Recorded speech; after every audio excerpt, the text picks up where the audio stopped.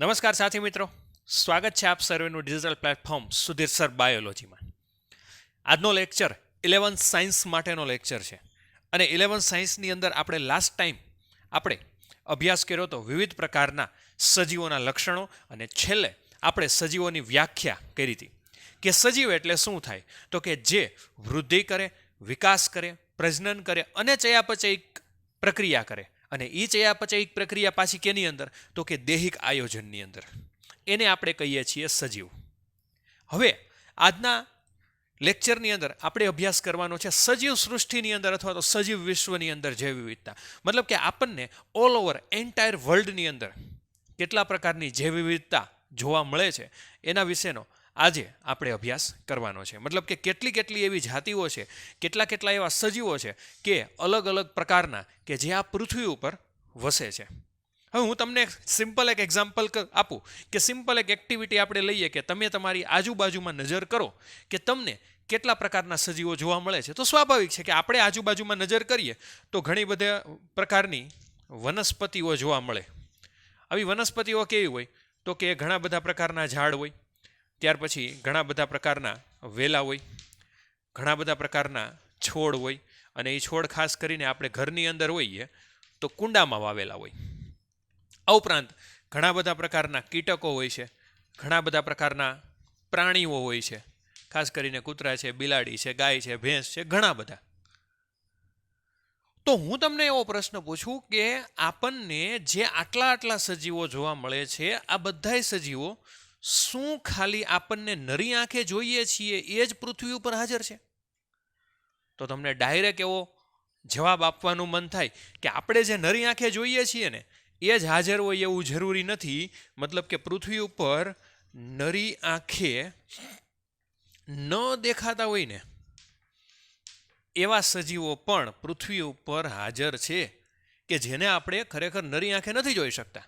ક્યાં સજીવો એવા કયો તો એની અંદર ડાયરેક્ટલી જવાબ આવશે વિવિધ પ્રકારના બેક્ટેરિયા, ત્યાર પછી વિવિધ પ્રકારના પ્રજીવો, આ ઉપરાંત વિવિધ પ્રકારના કૃમિ, ઓકે, વિવિધ પ્રકારના વાયરસ. આ પણ એક સજીવ સૃષ્ટિનો એક ભાગ છે. મતલબ આપણે એવું ના કહી શકીએ કે જે આપણને નરી આંખે દેખાય છે એ જ પૃથ્વીનો ભાગ છે, જે નરી આંખે નથી દેખાતા એ પણ પૃથ્વીનો ભાગ હોઈ શકે. મતલબ કે આ બધાય સજીવો એવા છે કે જે આપણે નરી આંખે જોઈ શકતા નથી. હવે પૃથ્વી ઉપર છે ને અત્યાર સુધીમાં એપ્રોક્સિમેટલી 1.7 થી 1.8 લાખ જેટલી જાતિઓ. કેટલી જાતિઓ તો કે 1.7 થી 1.8 લાખ જેટલી જાતિઓ વૈજ્ઞાનિકો દ્વારા શોધવામાં આવી છે. અને આ બધી જાતિઓ છે ને એનું જે માપ છે 1.7 થી 1.8 લાખ જેટલી બહુ જ ઓછી છે. હજી ઘણી બધી જાતિઓ આના કરતાં 3 થી 4 ગણી અથવા તો કહેવાય તો 10 ગણી જાતિઓ એવી છે કે જે હજી શોધવાની બાકી છે. આપણે 12 સાયન્સની અંદર ચેપ્ટર નંબર 12ની અંદર અભ્યાસ કરશું જૈવ વિવિધતા અને તેની જાળવણી.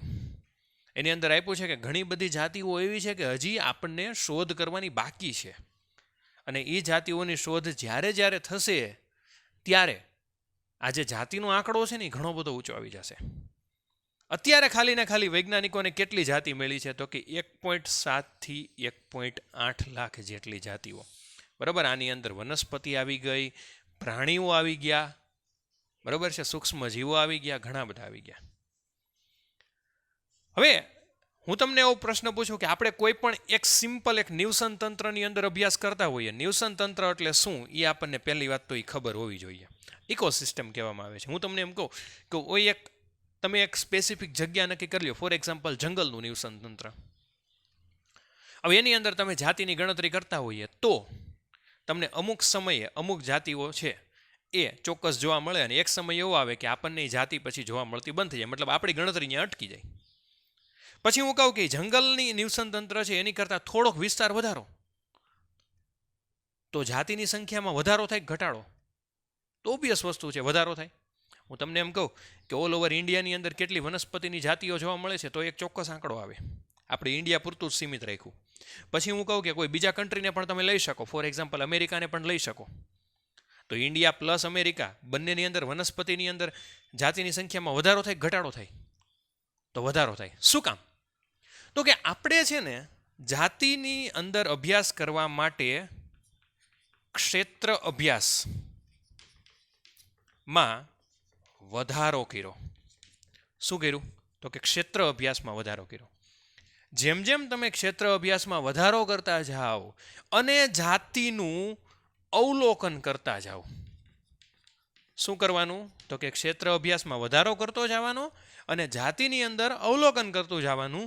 એમ એમ તમને જાતિની સંખ્યાની અંદર પણ શું જોવા મળશે? તો કે વધારો. શું જોવા મળશે? વધારો. મતલબ કે જેમ જેમ તમે અવલોકન ક્ષેત્ર વધારો અને અવલોકન કરતા જાઓ એમ એમ સંખ્યાની અંદર વધારો થતો જાય. હવે ધારો કે કોઈ એક નવી જાતિ છે એ શોધાણી. હવે આપણે છે ને એવું ભણવાનું છે કે કોઈ પણ જાતિ છે ને એનું નામકરણ કઈ રીતે કરવું. આપણે અત્યારે સિંહને સિંહ તરીકે ઓળખીએ છીએ, બરાબર? એનું સાયન્ટિફિક નામ પેન્થેરા લિયો છે અને વૈજ્ઞાનિક ઇંગ્લિશ નામ છે એ લાયન છે, બરાબર? હિન્દીની અંદર શેર કહેવામાં આવે છે. તો આપણે અત્યારે સિંહને સિંહ તરીકે ઓળખીએ. જો ખાસ ધ્યાન રાખજો. શું કામ? તો કે એનું એક પર્ટિક્યુલર નામ પાડ્યું છે. તો આપણે હવે અભ્યાસ એ કરવાનો છે કે આપણે કોઈ પણ જાતિ નવી શોધાય ને તો એનું નામ કઈ રીતે પાડવું. તો કોઈ પણ જાતિ છે ને એનું કોઈ એક ચોક્કસ નામ છે ને એ આપણે સામાન્ય રીતે કઈ ભાષામાં બોલતા હોઈએ? તો કે આપણી સાદી ભાષામાં, મતલબ કે આપણે સ્થાનિક ભાષાથી પ્રચલિત હોઈએ. કોઈ પણ જાતિનું નામ છે એ જે તે જગ્યાએ ઓળખાતું હોય તો એને કહેવામાં આવે છે સ્થાનિક નામ. કેવું નામ કહેવામાં આવે છે? સ્થાનિક નામ. ફોર એક્ઝામ્પલ કે સિંહ. તો સિંહ છે ને એ નામ ખાલી ગુજરાત પૂરતું જ સીમિત છે, બરાબર? શું કામ કહો? કારણ કે એ ગુજરાતી નામ છે એટલે એક સ્થાનિક નામ થયું કે નહીં? હવે આ સ્થાનિક નામ છે ને એ એક જ દેશમાં, સમજો ખાસ, એક જ દેશમાં અલગ અલગ ભાગોમાં પણ કેવું હોય? તો કે અલગ અલગ. હું તમને એક એક્ઝામ્પલ આપું કે સિંહ એક નામ છે. તો હું તમને એમ કહું કે આખા ઇન્ડિયાની અંદર હું એને સિંહના નામે જ ઓળખાય છે? તો તમે તરત ના પાડશો કે ગુજરાતમાં એને સિંહ કહેવાય, પછી જે પ્રદેશો કે જે હિન્દી બોલતા હોય ત્યાં એને શેર કહેવાય, પછી આગળ જોઈએ તો જે ઇંગ્લિશ બોલતા હોય ત્યાં લાયન કહેવામાં આવે છે. તો આ એક દેશની અંદર એ અલગ અલગ નામ થયા ને. બીજું એક એક્ઝામ્પલ આપું કે લીમડો, અથવા તો આપણે આંબાનું એક્ઝામ્પલ આપીએ. આંબો છે એને ગુજરાતમાં આપણે આંબો કહીએ છીએ, પછી હિન્દી જ્યાં બોલતા હોય ત્યાં આમ કહેવામાં આવે છે, ઇંગ્લિશ બોલતા હોય ત્યાં શું કહેવામાં આવે છે? તો કે મેંગો ટ્રી. મતલબ કહેવા શું માગે છે કે તો સ્થાનિક નામથી આપણે જે તે જાતિને ઓળખતા હોઈએ પણ એ સ્થાનિક નામ એક જ દેશની અંદર પણ અલગ અલગ હોય. તો જ્યારે આનું નામ ઉલ્લેખ કરીએ ને ત્યારે ઘણી વખત આપણને મુશ્કેલી સર્જાય. શું કામ? તો કે એ નામનો ઉલ્લેખ કરવામાં મુશ્કેલી શું કામ સર્જાય? તો કે એ નામ વિશે બધાને ન ખબર હોય. સમજાણું? ફોર એક્ઝામ્પલ કે આપણને ખબર છે કે સિંહને સિંહ કહેવાય ગુજરાતીમાં, પણ હિન્દી અથવા તો આપણે કોઈ ફોરેન કન્ટ્રીમાં ગયા, હાલો ઇંગ્લિશ બોલતા હોય તો લાયન આપણને ખબર હોય, પણ તમે જર્મનમાં ગયા, જર્મનીમાં અથવા તો ફ્રાન્સમાં ગયા, તો ત્યાં તમે ક્યાં નામથી બોલાવો? આપણે સિંહનો ઉલ્લેખ કરવો હોય કોઈ વાત માટે કે કોઈ પણ રીતે. જો આ હું તમને ખાલી સિંહનું એક્ઝામ્પલ આપું, આમાં તમે આંબો પણ લઈ શકો, લીમડો પણ લઈ શકો, વડલો પણ લઈ શકો, કોઈ પણ વનસ્પતિ, કોઈ પણ પ્રાણી. તો આપણું નામ છે એ આપણે જે બોલાવતા હોઈએ સ્થાનિક નામ એ એના માટે કંઈક અલગ હોય. એટલે ઘણો બધો ઉલ્લેખ કરવામાં મુશ્કેલી થાય. આપણે ધારો કે સિંહનું વર્ણન કરવું છે તો આપણે ગુજરાતમાં સારામાં સારી રીતે કરી શકીએ કારણ કે આપણને એના વિશે ખબર છે. પણ કોઈ એવા કન્ટ્રીની અંદર જવું કે જેની લેંગ્વેજ આપણે જાણતા જ ન હોઈએ તો એની માટે શું કરવું પડે? તો કે કોઈ એક એવું નામ રાખવું પડે કે જેને યુનિવર્સલ નામ કહેવામાં આવે છે. કેવું નામ કહેવામાં આવે છે? યુનિવર્સલ નામ. કે જે બધાય આખી દુનિયામાં કોઈ પણ છેડે કેવું હોય છે? તો કે સરખું હોય છે, બરોબર છે? અને એ જે સરખું નામ આપવામાં આવે છે ને એ ઘણા બધા વૈજ્ઞાનિકોની મદદથી આપવામાં આવે છે કે જે દુનિયાના કોઈ પણ ખૂણે સરખું હોય. મેં તમને એક્ઝામ્પલ આપ્યું કે સિંહ છે એને દુનિયાના બધાય છેડે સિંહ નથી કહેવાતો. ખાલી ભારતની જ વાત કરીએ તો ભારતની અંદર અલગ અલગ રાજ્યોની અંદર અલગ અલગ કહેવામાં આવે છે. સમજાણું આખું? ભારતની અંદર અલગ અલગ રાજ્યોમાં સિંહને અલગ અલગ નામ આપવામાં આવતું હોય તો બીજા દેશની તો વાત જ નથી થતી. તો કોઈ એક એવું નામ આપવામાં આવે છે કે જે યુનિવર્સલ નામ હોય. યુનિવર્સલ એટલે કે બધી જગ્યાએ એક નામ હોય અને એ જે નિયમને અનુસરીને નામ આપવાની પદ્ધતિ છે ને એને કહેવામાં આવે છે નામકરણ, અથવા તો ઇંગ્લિશની અંદર નોમેનક્લેચર કહેવામાં આવે છે. ઘણા બધા વૈજ્ઞાનિકોએ આ નોમેનક્લેચરની અલગ અલગ પદ્ધતિઓ વિકસાવી અને જે બધાય દેશોને સર્વમાન્ય હતી, બધાય દેશોને પૂરેપૂરી એક્સેપ્ટ કરેલી હતી. બરોબર? હવે આ નામકરણ ક્યારે શક્ય બને? તો કે નામકરણ ત્યારે જ શક્ય બને જ્યારે એની સાથે જે તે પ્રાણી છે એનું શું કરેલું હોય? તો કે વર્ણન કરેલું હોય. હું તમને એમ કહું કે પેન્થેરા લિયો આ નામ છે સિંહનું, પણ આપણને નથી ખબર કે પેન્થેરા લિયો છે નામ. હવે આપણે વાંચ્યું પેન્થેરા લિયો તો એનાથી કાંઈ ફેર ન પડે. આપણને ખબર, આપણે જાણવું હોય કે પેન્થેરા લિયો એટલે શું, તો એના નીચે વર્ણન કરેલું હોવું જોઈએ ને, કે આના લક્ષણો આવા હોય, આને કેશવાળી હોય છે, અથવા તો આને આ રીતે નહોર હોય છે, આનો પ્રજનન ઋતુ સમયગાળો આ હોય છે, તો આપણને ખબર પડે. ફોર એક્ઝામ્પલ હું તમને એમ કહું કે મેન્જીફેરા ઇન્ડિકા. હવે તમને ખબર નથી મેન્જીફેરા ઇન્ડિકા એટલે શું, પણ નીચે હું વર્ણન કરું કે એની અંદર જે ફ્રૂટ આવે છે એ ફળનો રાજા કહેવામાં આવે છે. એ ખાલી ઉનાળાની અંદર જ આવે છે. શિયાળામાં એની ઉપર મોર આવે છે, ઉનાળાની અંદર પાક આવે છે. બરોબર છે? અને એની ઘણી બધી વેરાયટીઓ છે. તો તમને તરત જ ખબર પડે કે આપણે મેંગો એટલે કે કેરીની વાત કરી રહ્યા છીએ. એટલે મેન્જીફેરા ઇન્ડિકા ભલે તમને ખબર ન હોય, પણ નીચેનું વર્ણન વાંચો ને એટલે તરત તમને ખબર પડી જાય કે આ આંબા વિશેની વાત છે અને આ મેન્જીફેરા ઇન્ડિકા એટલે આંબો થાય. સમજાણું આખું? ફોર એક્ઝામ્પલ પેન્થેરા ટાઇગ્રીસ નામ. બરોબર? પેન્થેરા ટાઇગ્રીસ તમને ખબર નથી પેન્થેરા ટાઇગ્રીસ નામ શું છે, પણ હું તમને એમ કહું કે પશ્ચિમ બંગાળની અંદર સૌથી વધારે જોવા મળે છે. પશ્ચિમ બંગાળની અંદર એનું એક અભયારણ્ય આવેલું છે સુંદરવન. શિકારની અંદર ખૂબ જ ચપળતા ધરાવે છે અને બિલાડીના સાથે એની રચના મળતી આવે છે. અને શિકારની અંદર સૌથી સારામાં સારી માસ્ટરી હોય તો એ પ્રાણીની છે, તો તમને તરત જ ખબર પડે કે વાઘ. બરાબર? ભલે પેન્થેરા ટાઇગ્રીસ એટલે વાઘ થાય એ તમને નથી ખબર, પણ લક્ષણો ઉપરથી તમને ખબર પડી જાય ને. તો કેવા શું માગે છે? તો કે નામકરણ ત્યારે શક્ય બને જ્યારે નામકરણ સાથે શું આપેલું હોય? તો કે વર્ણન. અને યોગ્ય લક્ષણોને અનુસરીને એ નામ સાથે સંકળાયેલ જે તે સજીવ હોય એને ઓળખવાની પદ્ધતિ છે ને એને શું કહેવામાં આવે છે? તો કે ઓળખ વિધિ. શું કહેવામાં આવે છે? તો કે ઓળખ વિધિ, મતલબ કે આઈડેન્ટિફિકેશન. મતલબ કે જે તે સજીવ જે નામ સાથે સંકળાયેલા છે એને લક્ષણોને આધારે ઓળખવાની પદ્ધતિ છે એને કહેવામાં આવે છે ઓળખ વિધિ. તો આ થયું નામકરણ. સજીવોને કઈ રીતે નામ આપવામાં આવે છે, કઈ રીતે ઓળખ આપવામાં આવે છે. આગળ જોઈએ.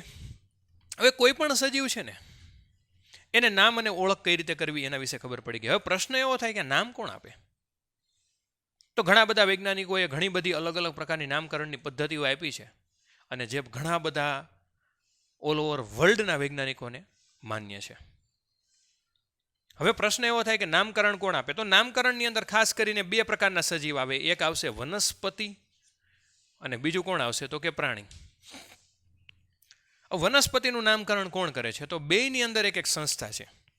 એમાંથી વનસ્પતિ છે ને એમાં છે ICBN અને પ્રાણી છે ને એમાં આવશે ICZN.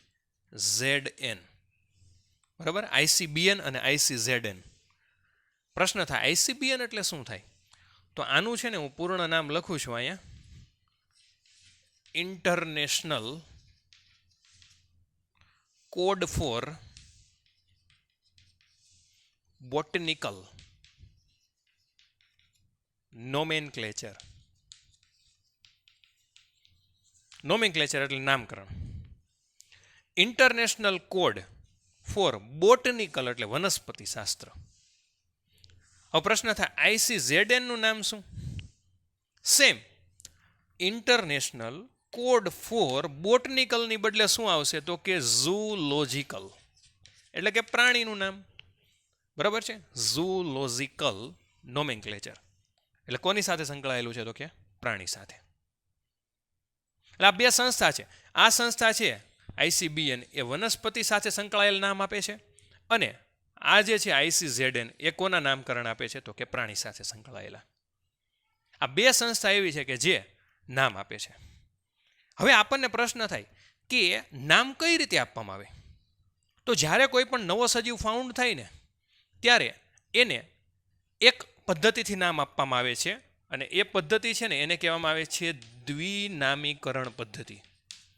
કઈ પદ્ધતિ કહેવામાં આવે છે? દ્વિનામીકરણ. અને આ પદ્ધતિને શોધવાવાળો વૈજ્ઞાનિક હતા લિનિયસ, કેરોલસ લિનિયસ કહેવામાં આવે છે, અને એને જ આપણે અત્યારે ઓળખીએ છીએ. તમને થોડાક એક્ઝામ્પલ આપીશ એટલે તમને સમજાઈ જશે. બરોબર. હવે દ્વિનામીકરણ પદ્ધતિની અંદર શું કરવામાં આવે તો કોઈ પણ સજીવનું નામ આપવું હોય ને ત્યારે સૌથી પહેલું નામ છે ને એને કહેવામાં આવે છે વંશગત નામ, અને બીજું નામ છે એને કહેવામાં આવે છે જાતિ સંકેત પ્રત્યય. થોડુંક આ નહીં સમજાય તમને, પણ હું તમને હવે નેક્સ્ટ આપું ને એનાથી સમજાઈ જશે. વંશગત નામ એટલે શું કહેવાય તો કે એને કહેવામાં આવે છે પ્રજાતિ, અને જાતીય સંકેત પ્રત્યય એટલે શું કહેવાય તો કે જાતિ.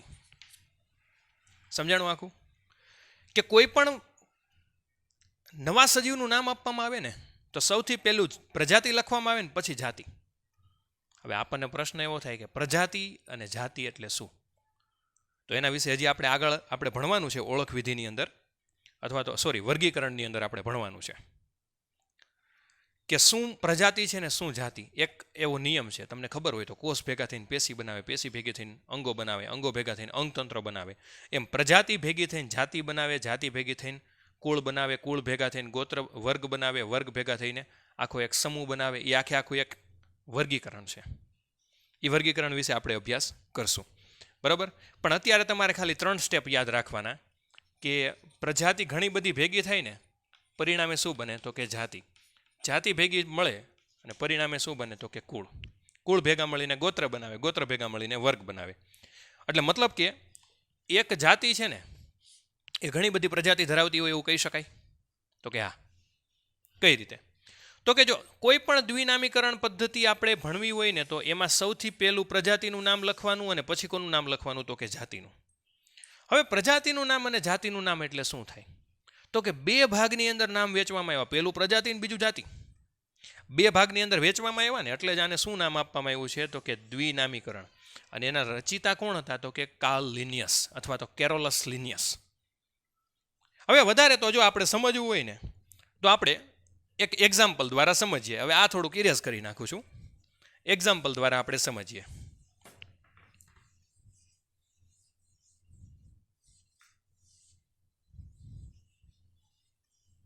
હવે જો ફોર એક્ઝામ્પલ આપણે આંબાના વૃક્ષનું એક્ઝામ્પલ લઈએ. આંબાનું વૃક્ષ. હવે આનું નામકરણ શું છે તો એનું પહેલાં નામ લખું છું, મેન્જીફેરા ઇન્ડિકા. આ એનું નામ છે મેન્જીફેરા ઇન્ડિકા. બરાબર. તો મેં તમને શું કીધું હતું, પ્રથમ પ્રજાતિ હોય અને પછી શું હોય જાતિ. તો હવે આ મેન્જીફેરા અને ઇન્ડિકા બેની અંદર પ્રજાતિ કોણ હશે અને જાતિ કોણ હશે કયો તો તમને તરત જ આન્સર આવે કે આ મેન્જીફેરા છે ને એ શું છે પ્રજાતિ, અને આ ઇન્ડિકા છે ને એ શું છે તો કે જાતિ. એટલે મેન્જીફેરા છે એ પ્રજાતિ અને ઇન્ડિકા શું છે તો કે જાતિ. હવે ICBN દ્વારા આ નામ આપવામાં આવ્યા. આવા ઘણા બધા નામ છે. ફોર એક્ઝામ્પલ કે લીમડો હોય તો એઝા ડિરેક્ટા ઇન્ડિકા, એઝા ડિરેક્ટા છે એ પ્રજાતિ છે અને ઇન્ડિકા જાતિ છે. મતલબ કે લીમડો છે એ એઝા ડિરેક્ટા ઇન્ડિકા, એટલે ઇન્ડિકા છે ને બેની અંદર કોમન આવે. મતલબ કે લીમડો અને આંબો બંનેની જાતિ એક જ છે, પ્રજાતિ કેવી છે તો કે અલગ અલગ. કોઈ પણ વૈજ્ઞાનિક નામ તમે બે ભાગની અંદર જ જોવા મળશે. જોજો હોમોસેપિયન્સ, ઝિયા મેઇઝ, રાના ટાઇગ્રીના, રાણા ટાઈગ્રીના એટલે ડેટકો, ઝિયામેઝ એટલે મકાઈ, હોમોસેપિયન્સ એટલે માણસ. બરાબર. પછી પેન્થેરા લિયો, પેન્થેરા ટાઇગ્રીસ. બરાબર. ઘણા બધા જેટલા નામ છે. બરાબર. સોલેનમ નિગ્રમ, સોલેનિયમ ટ્યુબેરોઝમ, સોલેનમ મેલોન્જેના, રીંગણા બટેટા ટમેટા, ઘણા બધા અલગ અલગ વૈજ્ઞાનિક નામ છે. બધાય નામ છે ને એ 2 ભાગની અંદર વિભાજિત છે. કારણ કે આ જે નામકરણની પદ્ધતિ છે ને એને જ આપણે શું નામ આપ્યું તો કે દ્વિનામીકરણની પદ્ધતિ. કઈ પદ્ધતિ છે તો કે દ્વિનામીકરણની પદ્ધતિ. બરાબર. હવે આ નામકરણની પદ્ધતિ છે ને એ નામ આપવાના અમુક નિયમ છે, મુખ્ય 4 નિયમ છે. આમ જોવા જાવ તો 5 નિયમ છે. એ 5 નિયમ છે ને એ ખાસ યાદ રાખવાના. તમને એવું કે વનસ્પતિમાં નામાધિકરણના નિયમો વર્ણવો તો એ નિયમો ખાસ યાદ રાખવાના. એ નિયમોથી કોઈ પણ પ્રકારે વિપરીત નામ આપેલું હોય છે ને તો ખોટું પડશે. પેલો નિયમ શું છે નામાધિકરણનો તો કે ICBN દ્વારા નિયમો રજૂ કરવામાં આવ્યા છે કે હંમેશા કોઈ પણ સજીવનું વૈજ્ઞાનિક નામકરણ કરવામાં આવે ને તો પ્રથમ અક્ષર છે ને એ પ્રજાતિનો લખવો અને બીજો અક્ષર શેનો લખવો તો કે જાતિનો. બરોબર છે. પ્રથમ પ્રજાતિ હંમેશા જો મેન્જીફેરા ઇન્ડિકા એટલે પ્રજાતિ જાતિ થયું. હવે જો આ પ્રજાતિ અને જાતિ હંમેશા ક્રમમાં લખવામાં આવે. તમે ઇન્ડિકા મેન્જીફેરા લખો તો ખોટું પડે. પ્રથમ હંમેશા પ્રજાતિ, બીજો શું લખવાનું જાતિ. પછી બીજો નિયમ શું છે તો કે આ બધાય નામ છે ને હંમેશા કઈ ભાષામાં લખવામાં આવે છે તો કે લેટિન ભાષામાં. શું કામ? કારણ કે એનો ઉદ્ભવ જ લેટિનમાંથી થયો છે. કેરેલસ લિનિયસ છે એ પોતે લેટિનમાં ફ્રાન્સના હતા. એટલે આ બધાય છે ને લેટિનની અંદર લખવામાં આવે છે. કારણ કે એનો મેઇન ઉદ્ભવ લેટિનમાં થયો હતો. ફોર એક્ઝામ્પલ કે આપણે અહીંયા ગુજરાતમાં હાલો ભારતની અંદર નથી થયો, નકર કંઈક ઇન્ડિયન નામકરણ પદ્ધતિ હોત. શોધવાવાળી પદ્ધતિ છે, મતલબ કે વૈજ્ઞાનિકો છે એ લેટિનના હતા. એટલે આ બધા નામકરણ કેમાં લખવામાં આવે છે તો કે લેટિન ભાષાની અંદર. ત્રીજું કે જ્યારે તમે નામ લખો ત્યારે પ્રથમ પ્રજાતિ લખો ને અને પછી જાતિ લખો ને તો પ્રજાતિનો પ્રથમ અક્ષર છે ને એ કેપિટલમાં હોવો જોઈએ. કેપિટલ એટલે કે મોટી લિપિમાં. ફોર એક્ઝામ્પલ કે મેં અહીંયા મેન્જીફેરા ઇન્ડિકા લખ્યું તો એ મેન્જીફેરામાં M કેપિટલ હોવો જોઈએ ફરજિયાત. અને બાકીનું બધું શું હોવું જોઈએ સ્મોલ. પછી ઇન્ડિકાનો I સ્મોલ આવવો જોઈએ. આ નિયમ છે. તમે ફોર એક્ઝામ્પલ કે અહીંયા કેપિટલ I કરી નાખો ને તો આ નામ ખોટું પડે. ભલે સાચું લખ્યું છે તમે પણ શું પડે? ખોટું પડે. એટલે હંમેશા ઇન્ડિકાનો I પણ શું આવવો જોઈએ? સ્મોલ.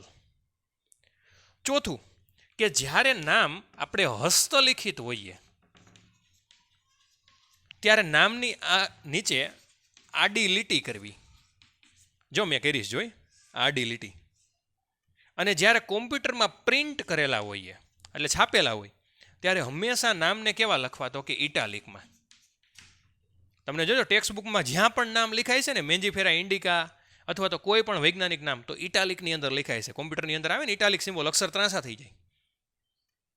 પણ આપણે જ્યારે હસ્તલિખિત લખતા હોઈએ ને ત્યારે આપણે ત્રાંસા અક્ષરે લખી શકતા નથી.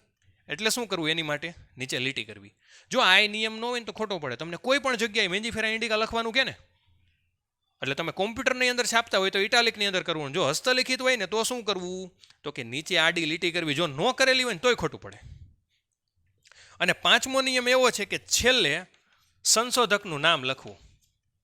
મતલબ કે આની શોધ કોણે કરી તો કે કાર્લ લિનિયસ. તો પાછળ એલ કરવું. શું કામ? કારણ કે લિનિયસે આ નામકરણ પદ્ધતિની શોધ કરી છે. તો એના માનમાં એને શું લખવામાં આવે છે તો કે એનું શોર્ટની અંદર નામ, સંક્ષિપ્તની અંદર. જોકે આ પાંચમો નિયમ એટલો બધો ઇફેક્ટિવ નથી પણ આ 4 નિયમ તો ફરજિયાત પળાતા હોવા જોઈએ કોઈ પણ નામકરણ કરો એમાં. જો પહેલો નિયમ શું કીધો તો કે હંમેશા પ્રથમ પ્રજાતિ ને બીજું જાતિ. બીજો નિયમ શું કીધો તો હંમેશા લેટિન ભાષામાં જ લખવાના. ત્રીજું શું કીધું તો કે કેપિટલની અંદર પહેલો અક્ષર બાકી બધા સ્મોલમાં. અને ચોથું શું કીધું તો કે હસ્તલિખિત હોય તો નીચે લીટી અને કોમ્પ્યુટરમાં પ્રિન્ટ કરેલા હોય તો શું લખવું તો કે ઇટાલિકની અંદર. હવે આ જે વૈજ્ઞાનિક નામ છે ને ઓલ ઓવર વર્લ્ડની અંદર સર્વમાન્ય કહેવાય. કોઈ પણ દુનિયાને ગમે એ ખૂણે જઈને તમે મેન્જીફેરા ઇન્ડિકા બોલો એટલે તમને આમ બોજ આપે બધાય. ભલે સ્થાનિક નામ અલગ અલગ હોય પણ એક યુનિવર્સલ નામ કહેવામાં આવે છે. અને વૈજ્ઞાનિક નામ કહેવામાં આવે છે. ભલે આપણે કોઈ પણ દેશની અંદર કોઈ પણ ભાષા વિશે જાણતા ના હોઈએ પણ આ નામ છે ને એ આખા દેશ, આખા વર્લ્ડની અંદર બધાય ખૂણામાં સમાન હોય છે, એટલે આને યુનિવર્સલ નામ કહેવામાં આવે છે. ભલે સ્થાનિક નામ અલગ અલગ હોય. સમજાણું આખું?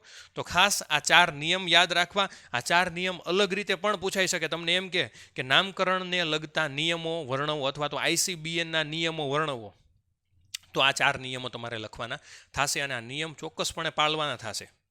તમે ટેસ્ટની અંદર તમને ખાલી એક MCQની અંદર મેન્જીફેરા ઇન્ડિકા પૂછ્યું હોય તો એમાં પણ ન્યા નીચે લીટી કરવી જરૂરી છે. જો ન કરો તો ખોટું પડે. આ નિયમ અનુસાર ગમે ત્યાં તમે લખો, આ નિયમ અનુસાર જ નામ લખાવવા જોઈએ. આ 4 નિયમ પછી હજી આ પ્રશ્ન છે, મતલબ આ ટોપિક છે હજી પૂરો નથી થયો. વર્ગીકરણ વિશેનો ટોપિક બાકી છે, એ આપણે નેક્સ્ટ લેક્ચરની અંદર ભણશું. અને ત્યાં સુધી ખાસ આ 4 નિયમ યાદ રાખજો, બહુ ઇમ્પોર્ટન્ટ છે. આ નિયમ છે એ તમે જ્યાં સુધી માસ્ટર ડિગ્રી કરશો ને ત્યાં સુધી, જો વનસ્પતિનું ભણતા હશો ને તો આ નિયમ તમને કામમાં આવશે. ઓકે, તો આજના દિવસમાં અહીં સુધી રાખીએ. નો સમજાય તો મને કોઈ પણ માધ્યમથી કોન્ટેક્ટ કરી શકો છો. અને સૌથી વધુમાં વધુ આ ચેનલને લાઇક કરો, સબસ્ક્રાઈબ કરો, શેર કરો. ચેનલનું નામ મેં આપેલું છે. ઓકે, ત્યાં સુધી જય હિન્દ, જય ભારત.